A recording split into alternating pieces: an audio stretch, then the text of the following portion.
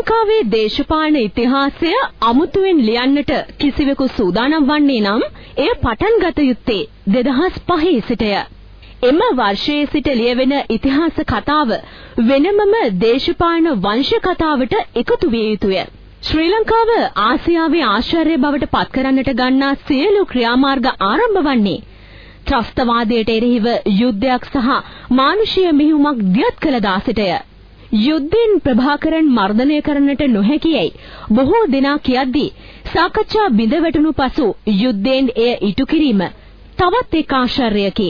මෙවැනි ආශ්චර්යයක් සිදු කරද්දී රටේ සංවර්ධනය වෙනුවෙන් විවිධ ව්‍යාපෘති ක්‍රියාත්මක කරද්දී එයද ආශ්චර්යයක් ලෙස සාර්ථකත්වයට පත්ව තිබේ.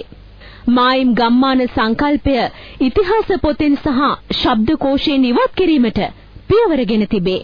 සුළු ජාතීන් යනුවෙන් වචනයක් දැන් ශබ්දකෝෂයේ නැත.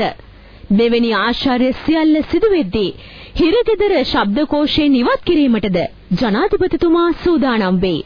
හිරගෙදර කී ගමන්ම අප ඉදිරියේ මැවී පෙනෙන්නේ අතිශයින්ම කර්කශ ආකර්ෂණීය නොවන දර්ශනයකි.